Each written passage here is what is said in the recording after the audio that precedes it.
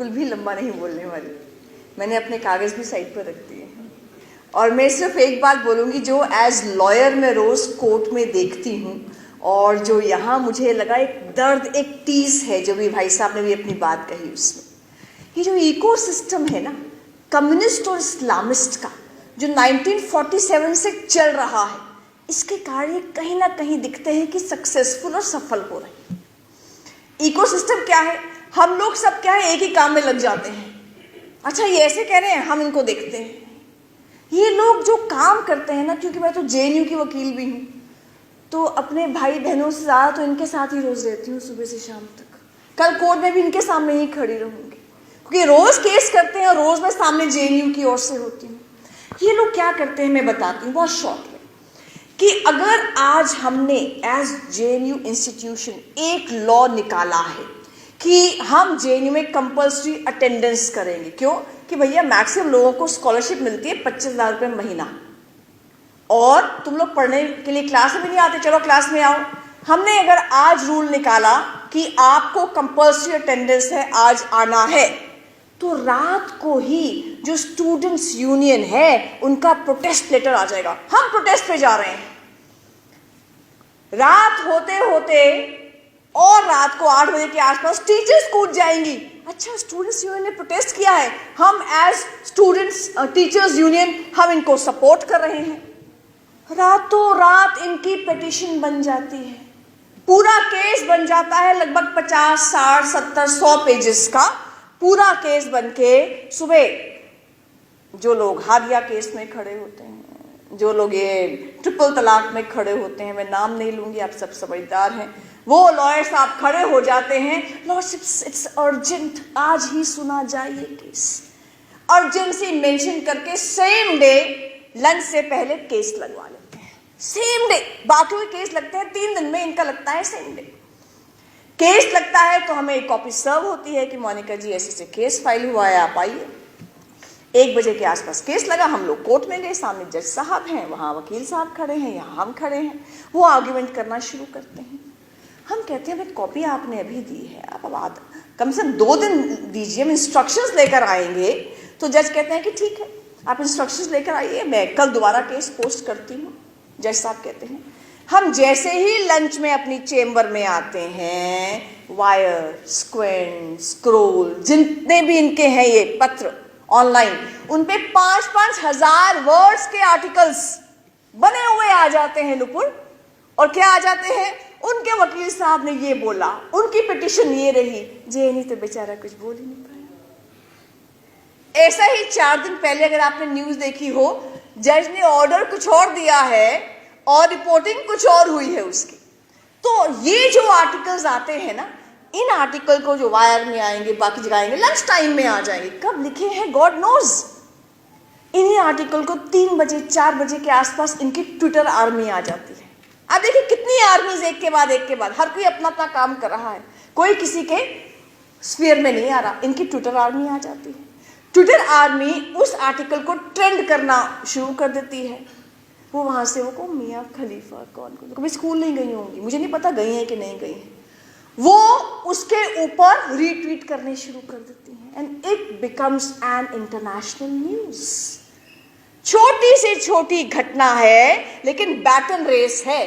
एक इनका students union है, एक इनका टीचर्स यूनियन है, एक इनके ड्राफ्टिंग एडवोकेट्स है, वो बैटन पकड़ाते हैं आर्ग्यूइंग एडवोकेट्स को, वो पकड़ाते हैं ट्विटर आर्मी को, वो पकड़ाते हैं और आर्टिकल्स लिखने वालों को, वो आगे बैटन पकड़ाती है सेलिब्रिटीज को, इंडिया की Swara Bhaskar etcetera etcetera etcetera, वो पकड़ाती हैं आगे Rihanna, Mia Khalifa etcetera etcetera, और ultimately it becomes international news. हर कोई अपने अपने स्फीयर का काम कर रहा है। स्लीपर सेल्स होते हैं ना, स्लीपर सेल्स टेररिस्ट के बारे में आपने सुना होगा, ऐसे ही स्लीपर सेल्स काम करते हैं। ऐसी कोई न्यूज नहीं है तो चुपचाप बैठकर जो लॉयर है वो अपना ड्राफ्टिंग करता रहेगा, दूसरा लॉयर है वो आर्ग्यूमेंट करता रहेगा, स्टूडेंट्स यूनियन अपना काम करते रहेंगी। लेकिन जैसे ही ऐसे मुद्दे आते हैं ये सब के सब एक हो जाते हैं।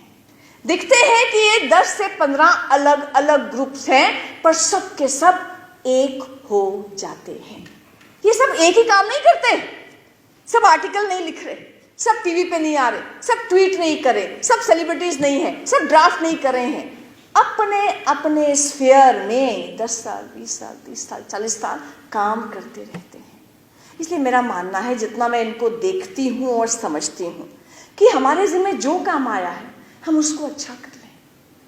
ऑफ इंडिया में नुपुर के जिम्मे आया है कि नुपुर अच्छे अच्छे आर्टिकल्स, आप ऑफ इंडिया के आर्टिकल्स देखिए दिल्ली दंगों पर, आई थिंक वाइडेस्ट कवरेज, सबसे अच्छी कवरेज ऑफ इंडिया की, और नुपुर का मैं एक आर्टिकल मिस नहीं करती हूँ।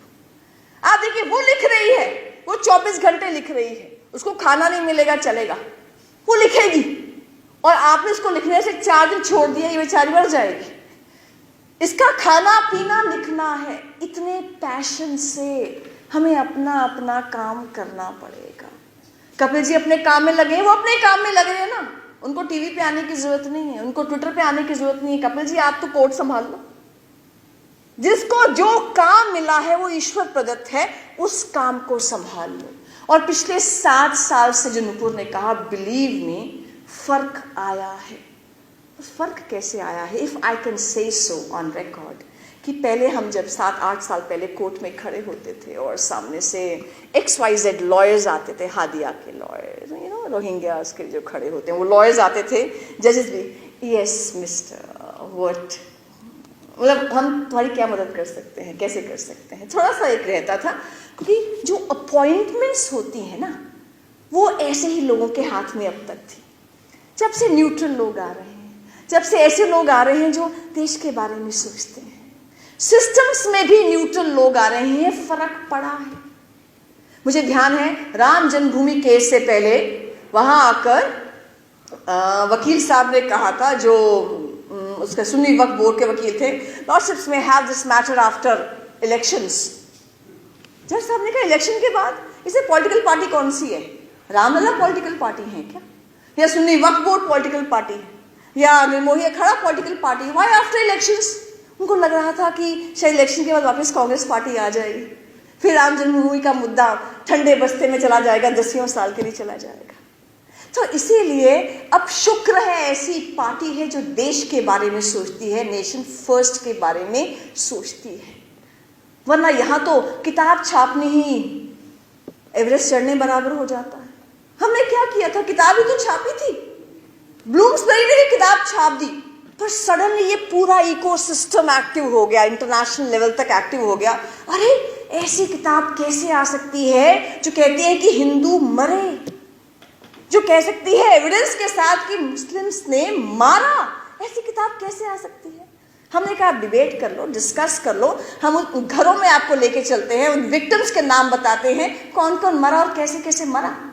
लेकिन सुनने को तैयार नहीं, क्योंकि इस्लामिस्ट और माओइस्ट फोर्सेस जिस दुनिया से आती हैं, वहां डेमोक्रेसी नहीं है। किसी भी अरब कंट्री में डेमोक्रेसी नहीं है, किसी भी माओइस्ट कंट्री में डेमोक्रेसी, चाइना में देख लो, नहीं है। तो इनको तो पता ही नहीं बेचारों को डेमोक्रेसी होता क्या है। इसलिए 2020 में जब ये CA के विरोध में प्रोटेस्ट कर रहे थे, इन्होंने अपने सामने 2 चीजें रख ली थी, डेमोक्रेसी और कॉन्स्टिट्यूशन ऑफ इंडिया। यानी हमें अभिव्यक्ति की स्वतंत्रता है, हमें राइट टू प्रोटेस्ट है, एनीवेयर एंड एवरीवेयर। सड़कें जाम करेंगे, शाहीन बाग जाम करेंगे। तो तिरंगे को हाथ में रखकर, डेमोक्रेसी का नाम लेकर और अभिव्यक्ति की स्वतंत्रता का नाम लेकर ये प्रोटेस्ट करते रहे। प्रोटेस्ट करते करते पहले यूनिवर्सिटी से शुरू हो गए, फिर औरतों को सामने किया, फिर उनको रेडिकलाइज किया शाहीन बाग में, अल्टीमेटली जाफराबाद में जाकर जाम कर दिया और पत्थरबाजी शुरू कर दी, राइट शुरू कर दिया।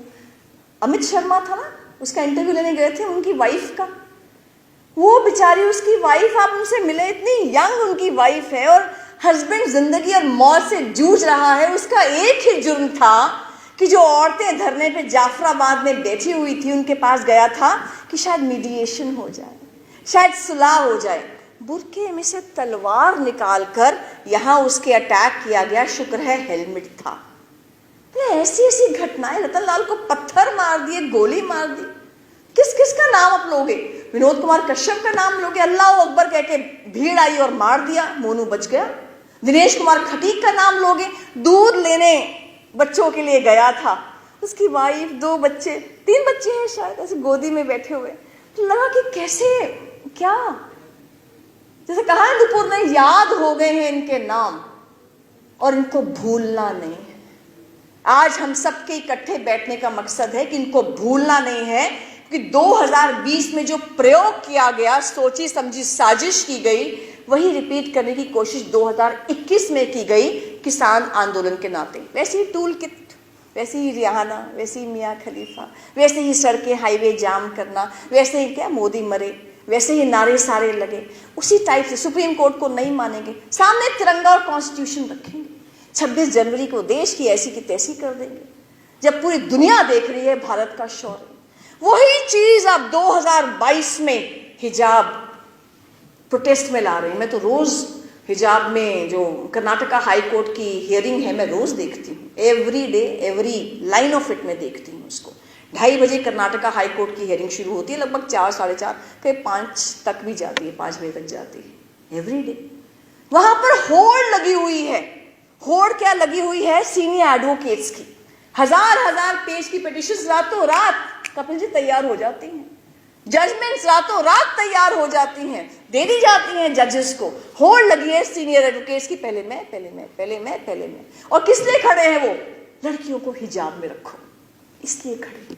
वो इसलिए नहीं खड़े हैं कि जो मुस्लिम महिला है उसको बुर्के से आज़ादी दिलवाए, 4 शादियों से आज़ादी दिलवाएं, उसको हलाला से आज़ादी दिलवाएं, उसको तलाक 3 महीने में कह दिया जाता है और तलाक कर दिया जाता है, उससे आज़ादी दिलवाए। नहीं, वो खड़े हैं बुर्के में रहने दो, बुर्का ना उठाओ, इसलिए खड़े। और नाम वही ले रहे हैं, तिरंगा सामने होगा, हेड स्कार्फ करेंगे तो तिरंगे का करेंगे, हम कॉन्स्टिट्यूशन सामने रखेंगे, आर्टिकल 14 समानता की बात करेंगे, आर्टिकल 19 अभिव्यक्ति की स्वतंत्रता की बात करेंगे, और आर्टिकल 25, अरे 6, 7, 8, 10 साल के बच्चे बोलते हैं हमें तो संविधान ने राइट दी है। आप देखिए टेलीविजन पर 15-20 साल के, हमें संविधान ने राइट दी है कि हम बुर्का पहने, फंडामेंटल राइट टू वियर बुर्का। पढ़ा है आर्टिकल 25 कभी? सबसे इंफीरियर राइट है। वो कहती है कि subject to public order, health and morality and subject to all other rights, you have right to freedom of religion. यानी आप, समानता है आपके पास, सम्मान है आपके पास, डिग्निटी है आपके पास, सारी राइट्स है आपके पास, उसके पब्लिक ऑर्डर, पब्लिक हेल्थ, इसको नुकसान नहीं होगा, तब आपके पास राइट टू फ्रीडम है।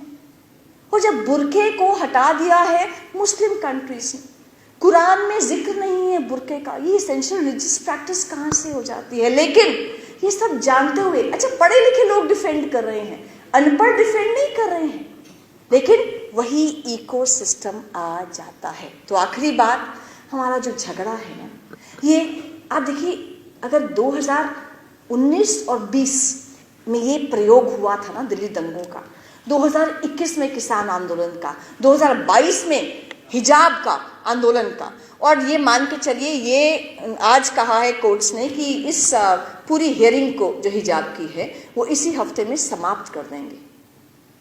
और जिस तरह की पूरी बहस चल रही है, 100% ऐसा लगता है कि तीनों जजेस जो हैं कर्नाटका हाई कोर्ट के, वो बोलने वाले हैं कि hijab is not essential to Islam, you don't have a fundamental right to wear hijab.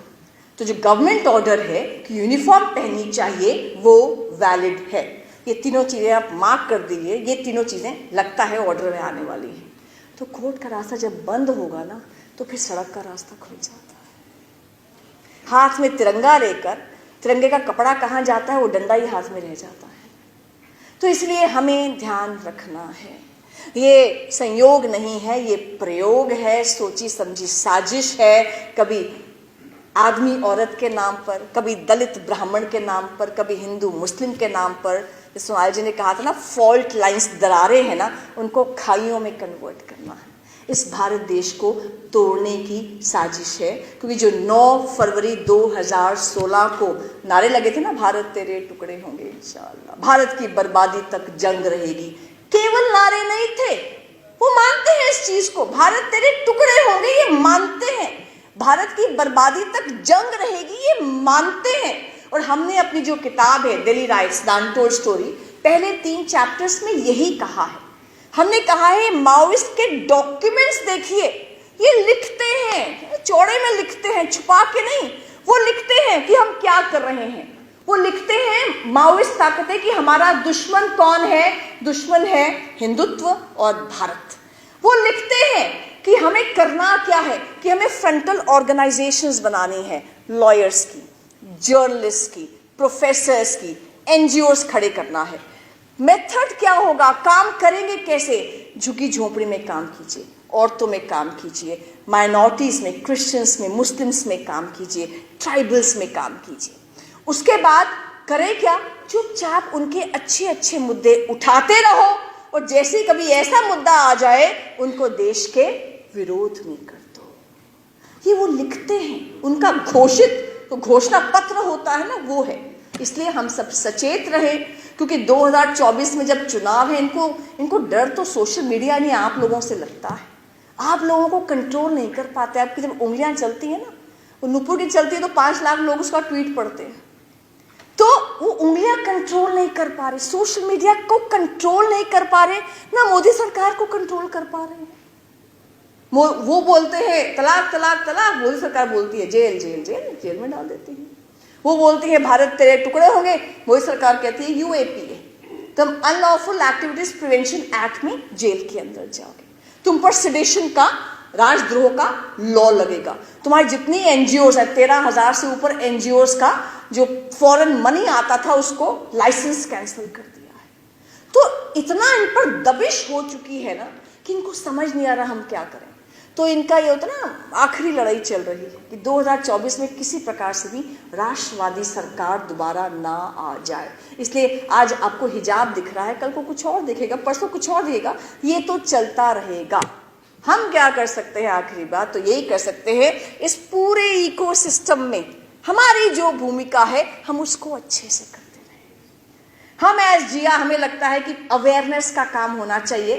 तो इससे पिछले सैटरडे को, 4 दिन पहले, हमने यूनिफॉर्म सिविल कोड पर किया था, एक रिटायर्ड जज साहब को बुलाकर ऑनलाइन किया था। उसके एक सैटरडे पहले हमने हिजाब कंट्रोवर्सी पर किया था। हम लगातार कोशिश करते हैं इन मुद्दों पर लोगों को अवेयर करें। इसलिए ये बात कह के ख़त्म कि जो हमारा प्रयास हम करेंगे कि आज मैंने सूरज से बस ज़रा यूं ही कहा, आपके साम्राज्य में इतना अंधेरा क्यों रहा, तम तमाकर वो दहाड़ा, मैं अकेला क्या करूं, तुम बेफिक्रों के लिए मैं भला कब तक लड़ूं। आकाश की आराधना के चक्रों में मत पड़ो, संग्राम यह घनघोर है, कुछ मैं लड़ूं कुछ तुम लड़ो। जय हिंद, जय भारत।